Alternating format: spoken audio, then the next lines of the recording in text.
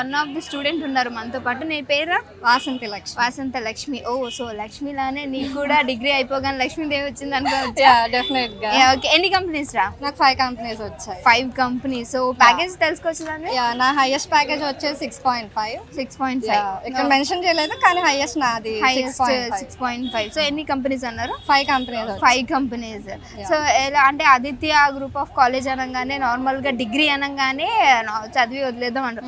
నీకు డిగ్రీ తర్వాత జాబ్ వచ్చింది. సో ఇంట్లో కానీ బయట కానీ ఎందుకు డిగ్రీ ఏం పనికిరాదు జస్ట్ పట్టానే కదా ఇట్లా చాలా మాట్లాడారు. మంది అలా చెప్పారు. యాక్చువల్లీ నేను డిగ్రీ జాయిన్ అయ్యే ముందు కూడా డిగ్రీ ఎందుకు అంత జాబ్స్ రావు ఏం ఉండదు సో అలా చెప్తూ ఉన్నారు.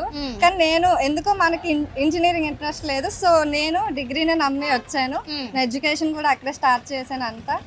సో నేను నమ్మి వచ్చింది కాబట్టి నేను హార్డ్ వర్క్ చేశాను. సో 5 కంపెనీస్ నా హార్డ్ వర్క్ వల్ల వచ్చింది. Okay, Aditya degree college faculty so ఎలా మీకు ఎలా ఎంకరేజ్ చేశారు? నాకు యాక్చువల్లీ ముందు మనకు ప్లేస్మెంట్స్ కావాలి అంటే ఫస్ట్ కావాల్సిన CRT, okay, campus recruitment training. So first మా సిఆర్టీ సార్ చాలా సపోర్ట్ ఇచ్చారు మాకు. ప్రతిదీ ఇప్పుడు మేము ఏమైనా తెలుసుకోపోయినా ఏమన్నా కావాలన్నా ప్రతిదీ చాలా సపోర్టివ్గా ఉన్నారు. నెక్స్ట్ థింగ్ ఏంటంటే మా కమ్యూనికేషన్ స్కిల్స్. యాక్చువల్లీ నేను మీడియం టు హైలోనే మ్యాక్సిమం కవర్ చేసుకుంటూ వచ్చాను నా కమ్యూనికేషన్ స్కిల్స్. ఇంకా మా లెక్చరర్స్ ద్వారా నేను ఇంకా నేర్చుకుని నా ప్లేస్మెంట్స్ అన్నిట్లో మంచిగా చేశాను. సో నాకు ఆ రెండిటి వల్ల మెయిన్గా ఈ 5 కంపెనీస్ వచ్చాయి. ఓకే, సో ఇప్పుడు డిగ్రీ తర్వాత జాబ్ ఎందుకు అది పనికిరాదు అన్న వాళ్ళకి ఇది చూపించేసే. ఓకేనా?